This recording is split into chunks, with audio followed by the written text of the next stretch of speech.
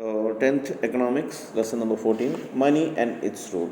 So money and its role இதை பார்த்தீங்கன்னாக்கா உங்களுக்கு சிம்பிளாக ஒரு இது கொடுத்துருக்காங்க இன்ட்ரடக்ஷனு.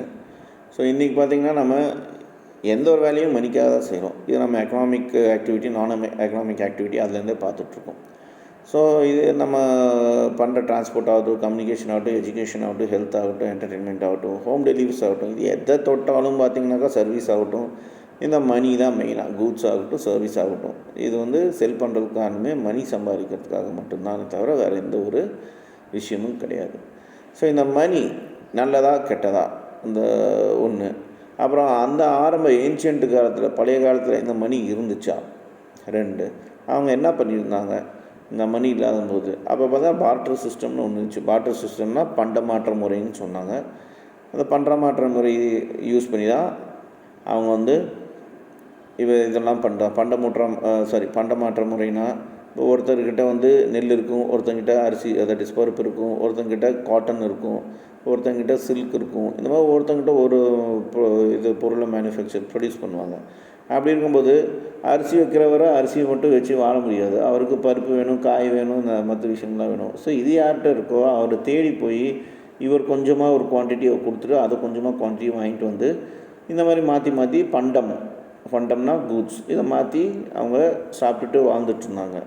ஸோ அங்கே காலகட்டத்தில் என்ன ஆச்சுன்னா, ஏன் தேவை மாறிச்சு, ஏன் மணிங்கிற ஒரு விஷயத்தை கொண்டாந்தாங்க, அதுதான் இப்போ நம்ம பார்க்க போகிறோம் இந்த லெசனில். First 14.1 barter system. இந்த பேட்டர் சிஸ்டம் ஏற்கனவே சொன்ன மாதிரி நான் இது தமிழ்லேயே சொல்லிடுறேன் உங்களுக்கு. பேட்டர் சிஸ்டம் ஏற்கனவே சொன்ன மாதிரி என்னென்னாக்கா, அந்த காலத்தில் அதாவது காசு கண்டுபிடிக்கிறதுக்கு முன்னாடி பார்த்திங்கனாக்கா என்ன இருந்துச்சுனாக்கா, நிறைய ஃபார்மர்ஸு அங்கே அக்ரிகல்ச்சர் தான் இருந்துச்சு. ஒரு சில பேர் ஹண்டிங்க்கு போவாங்க, வேட்டைக்கு போவாங்க. அவங்ககிட்ட என்ன இருக்கோ அதை மாற்றிக்கிட்டு அவங்களுக்கு தேவையான விஷயத்த மாற்றி வாங்கிப்பாங்க. துணியாக இருக்கலாம், இல்லை வீட்டுக்கு தேவையான பாத்திரமாக இருக்கலாம், இல்லை சாப்பாடு பொருளாக இருக்கலாம், எது வேணாலும் இது மாதிரி மாற்றிட்டு சாப்பிட்டுருந்தாங்க. சரி, இதுதான் நல்லா தானே இருந்துச்சு. அப்புறம் ஏன் இந்த மணிங்கிற ஒரு விஷயத்த கண்டுபிடிச்சாங்க அப்படின்னா, அங்கே என்ன ஒரு பிரச்சனை வந்துச்சுன்னா, இப்போ அப்போது கோல்டுலாம் பார்த்திங்கனாக்கா சின்ன பின்னாமல் ரோட்லேயே கிடக்கும். அந்த மாதிரி இருந்துச்சு கோல்டு அப்போல்லாம். Ancient times gold, silver, diamond, இந்த மாதிரி நிறைய விஷயங்கள்லாம் இருந்துச்சு. சில பேர் என்ன பண்ணாங்க, அவங்க வேல்யூ தெரியாமல், ஒரு ப்ராடக்டோட வேல்யூ தெரியாமல் கோல்டை கொண்டு போயிட்டு சில்வர் வாங்கிட்டு இருந்தாங்க. சில்வர் இல்லாதவங்க வந்து சில்வர், இப்போ உங்கள்கிட்ட கோல்டு இருக்குது, என்கிட்ட சில்வர் இருக்குன்னா நீங்கள் என்கிட்ட கோல்டு கொடுத்து உங்களுக்கு சில்வர் தேவைன்னு சொல்லிட்டு சில்வர் வாங்கிட்டு போயிடுவீங்க. இப்போ அந்த சில்வர்காரங்க என்ன பண்ணுவாங்கனாக்கா, அவங்களுக்கு வந்து வெசல்ஸ் வேணும், வந்து ஸ்டீல் வெசல்ஸ் வேணும் அப்படின்னாக்கா அவங்க அந்த சில்வரை கொடுத்து ஸ்டீல் வாங்கிட்டு இருப்பாங்க. ஸோ இந்த மாதிரி விஷயம் நடக்கிறதுனால அந்த வேல்யூ ஆஃப் ப்ராடக்ட், கூட்ஸ் அப்படின்ட்டு ஒன்று இருக்குது. அது எல்லாத்துக்கும் வந்து சமமாக இருக்காது என்றைக்குமே. ஒவ்வொரு பொருளுக்கும் ஒவ்வொரு வேல்யூ இருக்கும். அது வந்து பேலன்ஸ் ஆகாமல் இருந்துச்சு. இதனால் என்ன ஆச்சுன்னாக்கா, ஒரு சார்பான ஆளுங்க மட்டும் இந்த அப்படியே பணக்காரனாகிட்டே இந்த மாதிரி இருந்துச்சு. ஸோ இதை பேலன்ஸாக கொண்டுறதுக்காக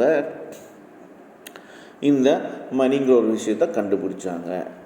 ஸோ இதுதான் இந்த மணி கண்டுபிடிச்சதுக்கு one of the main reason. அது என்னன்னு நம்ம பார்க்கலாம். ஸோ இதில் டெஃபினேஷன்ஸ் கொடுத்துருக்காங்க. பார்ட்டர் சிஸ்டம் என்னென்னா அது மட்டும் பார்த்துடலாம். So what is barter system? Barter system means exchange of one kind of goods and services for another kind of goods and services. There was no involvement of money in barter system. When one goods is engaged for another goods without use of money, we call it trade through barter system. So ஏற்கனவே சொல்ல மாதிரி தான், அந்த காலத்தில் ஆதி காலத்தில் பார்த்திங்கனாக்கா ஒரு பொருளை கொடுத்து இன்னொரு பொருள் மாற்றிக்கிறது தான் பேட்டர் சிஸ்டமாக இருந்துச்சு. சம் எக்ஸாம்பிள்ஸ், ஒரு சில எக்ஸாம்பிள்ஸ் என்னன்னாக்கா, பாஸ்டில் யூரோப்பியன் ஸ்டேடியஸ்லாம் பார்த்திங்கனாக்கா இந்த ஃபர்ரு, ஏன்னா யூரோப்பெல்லாம் குளிர் பிரதேசம், அங்கே வந்து அனிமல்ஸோட ஃபர் ஸ்கின்னோ இல்லை தோலோ பார்த்திங்கன்னா ஃபர் மாதிரி குளிருக்கு யூஸ் பண்ணிட்டு இருந்தாங்க. ஸோ அனிமல்ஸோட ஃபர்ரு. அப்புறம் கிராஃப்ட் மேன் பார்த்திங்கனாக்கா அங்கே பர்ஃப்யூமு, இந்த சில்க்கு, பட்டு, இதெல்லாமே ஈஸ்டர்ன் பார்ட்ஸ் ஆஃப் வேர்ல்டில் ஃபேமஸாக இருந்துச்சு. அப்புறம் நிறைய ட்ரைபல்ஸ் பார்த்திங்கனாக்கா சொசைட்டிஸில் அவங்க வந்து அவங்களுக்குள்ளேயே பார்த்திங்கனாக்கா ஃபுட்டை மாற்றிக்கிட்டாங்க, லேபர் சர்வீஸை மாற்றிக்கினாங்க. ஃபார் எக்ஸாம்பிள், இப்போ ஒரு ஃபேமிலிக்கு வந்து யாராவது வேலை செய்யணும், வந்து வீட்டு வேலை செய்யணும் அப்படின்னாக்கா அவங்க அந்த வீட்டில் இருக்க அவங்க நிலத்தில் சொந்த நிலத்தில் வந்து நெல் போட்டிருப்பாங்க, அதை அறுவடை பண்ணுறதுக்கு ஆள் வேணும். அப்படின்னா அப்போ என்ன பண்ணுவாங்கனாக்கா, அவங்க அந்த சர்வீஸ் வாங்கிறதுக்காக ஆளுங்களை கூப்பிட்டு வேலைக்கு வச்சு, அதுக்கப்புறம் அவங்க வந்து அவங்களுக்கு ஏதாவது ஒரு பொருளை வந்து சம்பளம் மாதிரி கொடுத்துட்ருந்தாங்க எக்ஸ்சேஞ்சுக்கு. அப்புறம் நிறைய வேறு ஆக்குபேஷன்ஸ் எல்லாம் இருந்தாங்க. ஃபார் எக்ஸாம்பிள், சில பேர் ஃபார்மர்ஸாக இருந்தாங்க, சில பேர் ஆர்டிஸ்ட்டாக இருந்தாங்க, சில பேர் செப்பல் தைக்கிறவங்களாக இருந்தாங்க, கார்பர்ஸாக இருந்தாங்க, சில பேர் கார்பெண்டராக இருந்தாங்க. இவங்க எல்லாமே தன்னோட ப்ராடக்ட்ஸ் எல்லாத்தையும் எக்ஸ்சேஞ்ச் பண்ண ஆரம்பித்தாங்க. ஸோ இந்த மாதிரி இதுதான் பார்ட்டர் சிஸ்டம். அந்த காலத்தில் இப்படி தான் நடந்துட்டு இருந்துச்சு அப்படின்னாங்க. 14.2 நீட் ஃபார் மணி. ஏன் மணியோட தேவை வந்துச்சு அப்படின்னா, ஏற்கனவே சொன்ன மாதிரி இந்த கூட்ஸு எக்ஸ்சேஞ்ச் பண்ணும்போது அதோட வேல்யூ வந்து தெரியாமல் போச்சு, இந்த கூட்ஸ் அண்ட் சர்வீஸும் இது பண்ணும்போது. ஸோ அங்கே ஒரு கொஸ்டின் வந்துச்சு, இது எப்படி நாம் சரி பண்ண முடியும், இந்த பார்ட்டர் சிஸ்டம் சரியில்லை அப்படிங்கிற மாதிரி. ஸோ அப்போ தான் அங்கே அதுக்குன்னு ஒரு வேல்யூ கொடுக்கறதுக்காக தான் இந்த மணிங்கிற ஒரு விஷயத்தை கண்டுபிடிச்சாங்க. சரி, இப்போ இந்த பார்ட்டர் சிஸ்டமில் என்னென்ன டீமெரிட்ஸ் இருந்துச்சு, அதாவது என்னென்ன குறைகள் இருந்துச்சு அதை பார்ப்போம். 14.2.1 demerits of barter system. The demerits of barter system are as follows. So இந்த barter system demerits இப்போ நம்ம என்னென்னு பார்க்க போவோம். First one, a common problem with the barter system is the lack of double coincidence of wants. What does it means? Double coincidence of wants means that if one wants to exchange some goods with another person, then the latter must also be willing to exchange his goods with the first person. Take for example, a person wants clothes and he has rice with him to offer the return. Then he can exchange the rice for a cloth with another person who has a cloth and who also wants rice. In practical life, such situation may or may not arise. If the person who has clothes does not want rice, then exchange of rice for a cloth will never take place, and both the individual cannot satisfy their wants. This is an example of lack of double coincidence of wants. So barter system will work when there is a double coincidence of wants, otherwise it will not work. A related problem of barter system was that one had to spread lot of time in search for the person who was really to exchange. However, in the early period of human civilization, this was very difficult task, as there was no proper facility with regard to transport and communication. So என்ன சொல்கிறாங்கன்னா, இப்போ நீங்கள் அரிசி விளைய வச்சுருக்கீங்க, உங்களோட வீட்டில் நிறைய இருக்குது. என்கிட்ட நான் வந்து துணி தயாரித்து வீட்டில் வச்சுருக்கேன். இப்போ உங்களுக்கு துணி வேணும் போடுறதுக்கு, எனக்கு சாப்பிட்றதுக்கு அரிசி வேணும் அப்படின்னா, நீங்கள் என்கிட்ட வந்து இந்த மாதிரி நான் இவ்வளோ ஒரு மூட்டை அரிசி தரேன், எனக்கு இத்தனை துணி கொடுங்க அப்படின்னாக்கா, எனக்கும் தேவை உங்களுக்கும் தேவை, அதனால் மாற்றிப்போம், ரெண்டு பேருக்கும் பலன் அடைகிறோம், ரைட்டு. ஆனால் எல்லா நேரத்துலையும் இந்த சுச்சுவேஷன் இருக்குமா? கிடையாது. இப்போ ஒரு சில டைமில் உங்களுக்கு துணி தேவைப்படாது, சரிங்களா? நீங்கள் வந்து இப்போ என்கிட்ட துணி தான் இருக்குனாக்கா என்கிட்ட வந்துட்டு, இல்லாட்டி இப்போ நான் உங்கள்கிட்ட வந்துட்டு, இந்தாங்க என்கிட்ட நிறைய துணி இருக்குது, எனக்கு அரிசி எனக்கு வந்து பருப்பு கொடுங்க அப்படின்னாக்கா, அந்த பருப்பு உங்கள்கிட்ட இருக்காது. ஏன்னா தால் ஐட்டம்ஸ் எல்லாமே வேறு யார்கிட்ட இருக்கும், நான் உங்கள்கிட்ட வந்து கேட்க முடியாது, ஏன்னா எனக்கு தேவை கிடையாது, அரிசி தேவை கிடையாது, ஆனால் உங்கள்கிட்ட அரிசி மட்டும்தான் இருக்குது.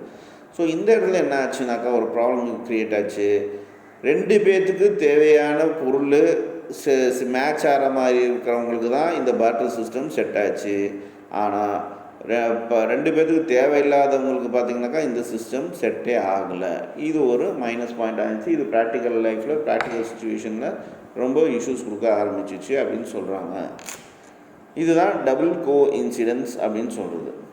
ஸோ இந்த ப்ராப்ளம் வந்து இந்த பார்ட்டர் சிஸ்டமில் நிறைய டைம், அதாவது இப்போ நான் எனக்கு வந்து பருப்பு தான் வேணும் அப்படின்னா, யார் வந்து பருப்பு ஸ்டாக் வச்சுருக்காங்களோ அவங்க தேடிகிட்டே இருக்கணும், ஊர் ஊராக தேடிகிட்டே இருக்கணும் அவன் கிடைக்கிற வரைக்கும். கிடைச்சா ஓகே, இல்லைனா இல்லை. அது எப்போ கிடைக்குன்னு சொல்ல முடியாது. ஸோ இது ரொம்ப டைம்லாம் எடுத்துச்சு. இது ஒரு எஃபெக்டிவான ஒரு விஷயமா இல்லை. ஸோ அப்போ தான் என்ன ஆச்சுன்னாக்கா, அப்போ பார்த்தீங்கன்னாக்கா தூரமாக போகிறதுக்கு டிரான்ஸ்போர்ட்டும் கிடையாது, இன்றைக்கி இருக்க மாதிரி கம்யூனிகேஷனும் கிடையாது. ஸோ அதனால் இது ஒரு பெரிய ப்ராப்ளமாக இருந்துச்சு, டிமெரிட்னு சொல்கிறாங்க. Lack of division of goods. Certain goods are not physically divisible into small pieces. Suppose a person possesses to a cow and you want items such as cloth, food, grains, etc. Then how much of cow can be traded for the cloth? How much of cow can be traded for a food grain? It was very difficult to determine because a cow cannot be divided into several pieces. So அடுத்த ஒரு பிரச்சனை என்ன ஆச்சுனாக்கா, right இப்போ நான் வந்து மாடு வளர்த்துறேன், உங்கள்கிட்ட பார்த்தீங்கன்னாக்கா துணி இருக்குது இல்லை அரிசி இருக்குது, அந்த மாதிரினா நான் இப்போ எனக்கு வந்து அரிசியும் வேணும் துணியும் வேணும். இப்போ உங்கள்கிட்ட வந்து கொடுக்கும்போது நான் என்ன ஒரு மாட்டை ஃபுல்லாக உங்களுக்கு தர முடியும், இல்லை மாட்டை வந்து வெட்டியாக கொடுக்க முடியாது. ஸோ இந்த மாதிரி இஷ்யூஸ் எல்லாமே இந்த டிவிஷன் ஆஃப் கூட்ஸ், எப்படி இந்த கூட்ஸை டிவைட் பண்ணுறங்கிற விஷயம் எல்லாமே பார்த்திங்கனாக்கா பெரிய தலைவலியாக இருக்க ஆரம்பிச்சிருச்சு. இது ஒரு மைனஸ் பாயிண்ட்டாக இருக்குன்னு சொல்கிறாங்க. Next, because of lack of divisibility of goods under barter system, it was difficult to equate the values of different goods which were traded because of lack of common unit of measurement. Taking the simple example in the previous paragraph, it will be very difficult to determine the amount of cow required to trade for some specific amount of goods or some yards of cloths. Also, it sounds absurd. This happens because the cow can never become a common measure for the value. This problem is same for all other goods. சரி, because of lack of divisibility of கூட்ஸுங்கிறாங்க. ஒரு கூட்ஸை வந்து divide பண்ணி கொடுக்கறது அது ஒரு மெஷர்மெண்ட்டாக எடுத்துக்க முடியாது அப்படின்னு சொல்கிறாங்க. அதுக்கு மேலே கொடுத்துருக்க அதே எக்ஸாம்பிள் தான். ஒரு கவுங்கிறது அது ஒரு பெரிய விஷயம். அவ்வளோ பெரிய விஷயத்தை வந்து ஒரு சின்ன பொருளை எக்ஸ்சேஞ்ச் பண்ணுறதுக்காக நாம் என்ன கட் பண்ணியாக கொடுக்க முடியும்? அது முடியவே முடியாது. ஒரு அரிசி வாங்கணுன்னா கூட, ஒரு துணி வாங்கணுன்னா கூட, இதெல்லாமே ஒரு லாஜிக்கே இல்லாமல் இருந்துச்சு. ஸோ இதுதான் சொல்கிறாங்க, இந்த மாதிரி ஒரு ப்ராப்ளம்ஸ் பார்த்திங்கனாக்கா எல்லா குட்ஸ்க்கும் வர ஆரம்பிச்சிச்சு அப்படின்னு சொல்கிறாங்க. Comparison. Fourth, another problem of barter system is that the person must store a large volume of his own goods in order to exchange of his or her desired goods with the other on day-to-day basis. Take the example of the farmer who has produced the wheat. Obviously, he will use some amount of the wheat for his own consumption and keep some amount to get other necessary items by trading with others. If he wants furniture, then he will go to the carpenter who is willing to trade furniture in return of his wheat. Similarly, if he wants clothes, then he has to trade with the weaver who is ready to give the cloth by receiving the wheat, and so on. So the farmer must construct a warehouse first to keep the stock of his wheat in order to carry outer transaction at the time of the need for desired goods. But constructing and maintaining the warehouse was itself very difficult task in earlier days of civilization. சரிப்பா, right. இப்போ நாங்கள் வந்து கோதுமை அதிகமாக produce பண்ணிகிட்ருக்கேன், கோதுமை மட்டும்தான் produce பண்ணிட்டுருக்கேன். அப்படின்னா நான் வருஷம் ஃபுல்லாக கோதுமை ப்ரொடியூஸ் பண்ணிருக்கேன்னாக்கா அத்தனையுமா நான் எக்ஸ்சேஞ்ச் பண்ண முடியும்? கிடையாது. எனக்கு என் தேவைக்குன்னு கொஞ்சமாக யூஸ் பண்ணுவேன் வருஷம் ஃபுல்லாக. மீதி என்ன பண்ணணும், எதுக்காக நான் அது தயாரிக்கிறேன், அதாவது எதுக்காக நான் அது ப்ரொடியூஸ் பண்ணுறேன் அப்படின்னா, எனக்கு எதாவது தேவை, எனக்கு வீட்டுக்கு ஃபர்னிச்சர் வேணும், எனக்கு வீட்டுக்கு அரிசி வேணும், எனக்கு வீட்டுக்கு ஏதாவது பாத்திரம் வாங்கணும், இந்த மாதிரி விஷயம் இருக்கும்போது நான் அந்த ஆளுங்களாம் தேடி போய் நான் என் கோதுமையை கொடுத்து எக்ஸ்சேஞ்ச் பண்ணி வாங்கிட்டுருப்பேன். ரைட்டு, இது வருஷம் ஃபுல்லாக நடக்கிற விஷயம். ஸோ நான் மீதி இருக்கிற எக்ஸ்ட்ரா கோதுமையை என்ன பண்ணணும், நான் சேவ் பண்ணுறதுக்கு நான் வேர் ஹவுஸ் குடவுன் மாதிரி வச்சு அதை பாதுகாக்கணும், மெயின்டைன் பண்ணணும். அந்த காலத்தில் இந்த குடவுன் வேர் ஹவுஸ் சிஸ்டம்லாம் பார்த்திங்கனாக்கா ஒரு ஹெவி டாஸ்க்காகவே இருந்துச்சு அப்படின்னு சொல்கிறாங்க, டிஃபிகல்ட் டாஸ்க்காக இருந்துச்சு. Fifth, Finally, a major problem of the barter system is that a good loses its original quality and value if it is stored for a long period. Many goods such as salt, vegetables, etc. are perishable. Hence, goods were never accepted for trading in future because they could not be used store of value. This also implies that no goods could be used for the purpose of lending and borrowing. So இதில் இன்னொரு பிரச்சனை battery சிஸ்டம்னாக்கா, ஒரு சில பொருள்லாம் பார்த்திங்கனாக்கா உங்களுக்கு ரொம்ப நாள் வச்சுருக்க முடியாது, அது அழுகி போயிடும். ஃபார் எக்ஸாம்பிள் வெஜிடபிள்ஸ் ஆகட்டும், ஃப்ரூட்ஸ் ஆகட்டும், மீட் ஆகட்டும், இல்லை சால்ட் ஆகட்டும், இதெல்லாம் ரொம்ப நாளைக்கு தான் ஸ்டாக் பண்ணி வச்சுக்க முடியாது, அதோட குவாலிட்டி அதோட வேல்யூ வந்து இழந்துடும். ஸோ இந்த மாதிரி ப்ராடக்ட்ஸ் எல்லாத்தையும், இந்த மாதிரி கூட்ஸ் எல்லாத்தையும் பார்த்திங்கனாக்கா அவாய்டு பண்ணிகிட்டு இருந்தாங்க. இது வந்து கொடுக்கறதுக்கும் வாங்குறதுக்கும் இது ஒரு பர்பஸே இல்லாமல் போயிட்டு இருந்துச்சு. இது ஒரு மைனஸ் பாயிண்ட்டுன்னு சொல்கிறாங்க. Due to all above problems, the barter system could not continue for long. As human civilization progressed, people realized that there has to be some common medium of exchange which can be easily carried, stored, and used to express value of goods. So money came into being. Hence, the need of the money arose due to the failure of barter system. So இதெல்லாம் தான் மேலே கொடுத்துருக்கிறது எல்லாமே படித்தது எல்லாமே minus பாயிண்டாக இருந்துச்சு battery சிஸ்டமில். So இது மனுஷனுக்கு பார்த்திங்கனாக்கா இது ஒரு சேஞ்ச், கரெக்டான ஒரு மீடியம் ஆஃப் எக்ஸ்சேஞ்ச் டூல் தேவைப்பட்டுச்சு. ஸோ அதை எங்கேயும் எடுத்துகிட்டு போகலாம், எங்கேயுமே சேவ் பண்ணி வைக்கலாம், ஸ்டோர் பண்ணி வைக்கலாம், சீக்கிரமாக கூட்ஸ் விற்கலாம், வாங்கலாம். இந்த மாதிரி ஒரு விஷயத்துக்கு தான் மணிங்கிற ஒரு விஷயத்தை கண்டுபிடிச்சாங்க. இதுதான் பேட்டரி சிஸ்டம் ஃபெயிலியர்னால் வந்த மணியோட கதை. Right. 14.3 Definition and functions of money. So money na enna? Money is defined as something which is generally accepted by the society as a medium of exchange and which can act as a unit of account, can store value and be used for repayment of debt. So மணியோட definition என்னன்னாக்கா, money வந்து இந்த சமுதாயத்தில் எல்லோரும் accept பண்ணக்கூடிய ஒரு medium of எக்ஸ்சேஞ்சாக இருக்குது. அதேட்டம் இது நம்ம எங்கே வேணாலும் ஸ்டோர் பண்ணி வைக்கலாம், இது கணக்கு பார்த்துக்கலாம், இது வந்து நம்ம கடனை ரீபே கூட பண்ணிக்கலாம் இந்த மணி மூலமாக. ஸோ இதுதான் மணியோட டெஃபினேஷன். இப்போ மணி என்னென்ன வேலை பண்ணுது அப்படின்னா, ஃபஸ்ட்டு மீடியம் ஆஃப் எக்ஸ்சேஞ்சாக இருக்குது, மெஷர் ஆஃப் வேல்யூவாக இருக்குது, ஸ்டோர் ஆஃப் வேல்யூவாக இருக்குது, மேக்கிங் பேமெண்ட் இன் ஃப்யூச்சர், இது எல்லாத்துக்கும் இது யூஸ் ஆகும். மீடியம் ஆஃப் வேல்யூ எக்ஸ்சேஞ்ச்னால் நாம் எந்த ஒரு பொருள் வாங்கணுன்னா கூட இந்த மணியை எக்ஸ்சேஞ்ச் பண்ணி வாங்கிக்கலாம். அதுதான் இங்கே போட்டிருக்காங்க. நம்ம சர்வீஸோ கூட்ஸோ செல் பண்ணும்போது இல்லை வாங்கும்போது எது வாங்கினாலும் இந்த மணியை கொடுத்து நம்மளால் வாங்க முடியும். இதுதான் மீடியம் ஆஃப் எக்ஸ்சேஞ்ச். எக்ஸாம்பிளுக்கு நீங்கள் ஒரு 10 ரூபாய்க்கு பென் வாங்கணுன்னாக்கா அந்த விற்கிறவர் உங்கள்கிட்ட 10 ரூபா வாங்குறாரு, அதோட நீங்கள் அந்த விற்கிறவர்கிட்ட ஒரு பென் வாங்கிக்கிறீங்க. இதுதான் பார்த்தீங்கன்னாக்கா எக்ஸ்சேஞ்ச் ஆகுது. இந்த இடத்துல மணி ₹10 எக்ஸ்சேஞ்ச் ஆகுது, உங்களுக்கு பென் கிடைக்குது. இதுதான் மீடியம் ஆஃப் எக்ஸ்சேஞ்ச். அப்புறம் பார்த்திங்கன்னா மெஷர் ஆஃப் வேல்யூஸ் என்னென்னாக்கா, ஒரு பொருளுக்கு உண்டான கரெக்டான வேல்யூ வந்து உங்களுக்கு கிடைக்கிது. ஃபார் எக்ஸாம்பிள், உங்களுக்கு ஒரு யூனிட், ஒவ்வொரு யூனிட்டுக்கு அந்த காலத்தில் வந்து காமன் மெஷரே இல்லாமல் இருந்துச்சு. ஃபார் எக்ஸாம்பிள், அந்த மாட்டோட எக்ஸாம்பிள் தான் நீங்கள் பார்க்கணும். ஒரு மாடை கொடுத்து ஒரு மூட்டை அரிசி வாங்க முடியாது, ஏன்னா மாடு அவ்வளோ பெருசு. மாடோட வேல்யூவே வேறு, ஒரு மூட்டை அரிசியோட வேல்யூ வேறு. மாடோட வேல்யூ ரொம்ப அதிகம், அரிசி மூட்டையோட வேல்யூ கம்மி. ஸோ அப்படி நம்ம கம்மியான வேல்யூவான ஒரு அரிசி மூட்டையை வந்து அதிகமான வேல்யூவோட மாட்டை கொடுத்து வாங்க முடியாது. ஸோ இது பார்த்திங்கனாக்கா இந்த மணி மூலமாக சரியாயிடுச்சு. ஃபார் எக்ஸாம்பிள், நீங்கள் ஒரு ரைஸ் வாங்குறீங்க, 1 கிலோ 20 ரூபாய்க்கு வாங்குறீங்கன்னு வச்சுக்கோங்க. ஒரு பேக் ஃபுல்லாகவே இருக்குது, அதில் 25 கிலோ இருக்குன்னாக்கா இப்போ நீங்கள் ஈஸியாக கணக்கு போட்டுக்கலாம்.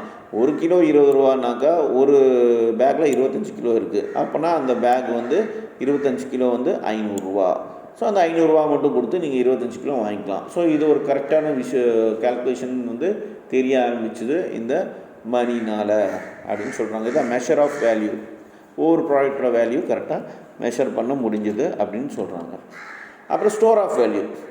இப்போ ஏற்கனவே பார்த்த எக்ஸாம்பிள்ஸில் பார்த்திங்கனாக்கா அவங்க ப்ரொடியூஸ் பண்ணியிருக்க ப்ராடக்ட்ஸ் எல்லாத்தையும் ரொம்ப வருஷத்துக்கு மெயின்டைன் பண்ணிருக்க முடியாது, ஏன்னா சிலதெல்லாம் பெரிஷபிள் கூட்ஸாக இருந்துச்சு. ஸோ அந்த பர்ச்சேசிங் பவர்னு ஒன்று இருக்குது, டிமாண்ட் இருக்கும்போது தான் வாங்க முடியும். ஸோ இது ஒரு அந்த காலத்தில் பெரிய ப்ராப்ளமாக இருந்துச்சு. இந்த மணி வந்து ஸ்டோர் பண்ணணும் ஒன்று, இது வந்து நினச்ச நேரத்தில் எக்ஸ்சேஞ்ச் பண்ணணும் எந்த ஒரு கூட்ஸும் வாங்குறதுக்கு. அதேயாட்டம் இந்த பர்ச்சேசிங் பவர் வந்து இருக்கணும் எல்லாத்துக்கும். இதெல்லாம் பார்த்திங்கன்னா மணிக்கு இருந்துச்சு. இப்போ நீங்கள் கையில் ஒரு மணி காசு வச்சுருந்தீங்கனாக்கா நீங்கள் பர்ச்சேஸ் பண்ணலாம், அதுதான் பர்ச்சேசிங் பவர். உங்கள் கையில் எவ்வளோ காசு இருக்கோ அதுக்கு தகுந்த மாதிரி நீங்கள் பர்ச்சேஸ் பண்ணுறது தான் உங்கள் பர்ச்சேசிங் பவரோட கெப்பாசிட்டி. இதுதான் எக்கனாமிக்ஸில் சொல்லுவாங்க பர்ச்சேசிங் பவர். ஸோ இது ஒரு வேல்யூ மாதிரி கிடைச்சிது. ஃபார் எக்ஸாம்பிள் இங்கே கொடுத்துருக்காங்க, Sushila has got some mangoes which she sells to a buyer for rupees 250. This means the value of rupees 250 was exchanged. The buyer who purchased the mangoes has the purchasing power of 250 as a value. Hence the value of rupees 250 was stored in the money received by Sushila as a seller. Sushila could not have stored mangoes, but she can definitely store money with the stored value of rupees 250. Right. இங்கே என்ன சொல்கிறாங்கனாக்கா, சுஷிலாங்கிறவங்க ஒரு mangoes வந்து 250 ருபீஸ்க்கு உண்டான mangoes வந்து ஒரு கஸ்டமருக்கு விற்கிறாங்க. அந்த கஸ்டமர் வந்து 250 ருபீஸ் கொடுத்து மேங்கோஸ் வாங்குறாங்க. ஸோ இந்த இடத்துல என்ன ஆகுதுனாக்கா, அந்த எக்ஸ்சேஞ்ச் ஆகுது, ஒன்று மணி எக்ஸ்சேஞ்ச் ஆகுது, கூட்ஸ் எக்ஸ்சேஞ்ச் ஆகுது. ஸோ சுஷிலானால் பார்த்தீங்கன்னாக்கா அந்த 250 ரூபாங்கிற ஒரு ஃபிக்ஸட் வேல்யூ கொடுத்து விற்றுட்டாங்க. ஆனால் அவங்களால விற்காமல் இருந்தாக்கா அந்த மேங்கோஸ் எல்லாத்தையும் வச்சுட்டு இருந்தால் அழுகி தான் போயிருக்கும். ஸோ அந்த மேங்கோஸோட வேல்யூ குறைஞ்சிருக்கும். ஸோ இப்போ என்ன ஆகுதுனாக்கா அந்த வேல்யூ எக்ஸ்சேஞ்ச் பண்ணிட்டாங்க. ஏன்னா இவங்களால ஸ்டாக் வச்சுருக்க முடியாது. அதே ஆட்டம் இப்போ இவங்க வாங்கியிருக்க அந்த மேங்கோஸை தான் ஸ்டோர் பண்ண முடியாது. இப்போ வாங்கியிருக்க அந்த காசை வந்து இவங்களால ஸ்டோர் பண்ண முடியும் அப்படின்னு சொல்கிறாங்க. And finally making payment in ஃப்யூச்சர்னாக்கா எதிர்காலத்தில் நம்மளால் மணியை வந்து பேமெண்ட் பண்ண முடியும். இப்போ நீங்கள் யார்ட்டையாவது கடன் வாங்குறீங்க அப்படின்னாக்கா, கடன்கிறது மெதுவாக திரும்பி ஃப்யூச்சரில் கொடுக்குறது தான் கடன். ஸோ அது வந்து நம்மளால் கொடுக்க முடியும். இது மணியில் இருக்கும் போது தான் கொடுக்க முடியும். இதே கூட்ஸை வச்சுலாம் நம்மளால் கொடுக்க முடியாது. அதே மாதிரி பார்த்திங்கனாக்கா நீங்கள் ஒரு வாரம் கழிச்சு கூட கொடுக்கலாம். அதே உங்களோட அக்ரிமெண்ட்டை பொறுத்து இருக்குது. எப்போ வேணாலும் கழிச்சு கொடுக்கலாம். அதுக்கு நீங்கள் வட்டியும் சப்போஸ் கேட்டாங்கனாக்கா அந்த மாதிரி கொடுக்கலாம். சரி, ஒரு வாரம் கழிச்சு கொடுக்குறியா, நீ 300 ரூபா வாங்கியிருக்கியாப்பா, ஒரு வாரம் கழிச்சு கொடுக்கும்போது 301 ரூபா நீ கொடுக்கணும் அப்படின்னு சொல்லிட்டு உங்கள் ஃப்ரெண்டு சொல்லுவா அப்படி. ஸோ இதுதான் இன்ட்ரெஸ்ட்னு சொல்கிறாங்க. அந்த 1 ரூபாங்கிறது இன்ட்ரெஸ்ட்டு. ஸோ இந்த மாதிரி மணி பார்த்திங்கனாக்கா உங்களுக்கு வேல்யூவும் ஏற செய்யுது. ஸோ இதனால் இந்த மணி வந்து ரொம்ப ஈஸியாக இருந்துச்சு, அக்செப்டபுளாக இருந்துச்சு. ஃப்யூச்சர் பேமெண்ட்டுக்கும் இது யூஸ் பண்ணிக்கிற மாதிரி, ஸ்டோர் பண்ணிக்கிற மாதிரி. அதோட இதனால் மணியோட வேல்யூ ஒன்று கம்மியாகலை, மணியோட வேல்யூ அப்படியே மெயின்டைன் ஆகிட்டு இருந்துச்சு அப்படின்னு மெயின்டைன் ஆகுது அப்படின்னு சொல்கிறாங்க. ஸோ இதனால தான் மணியை வந்து கரெக்டான ஒரு மீடியம் ஆஃப் எக்ஸ்சேஞ்சுன்னு சொல்லிட்டு இதை நம்ம ஃபாலோ பண்ணிகிட்டு இருக்கிறோம்.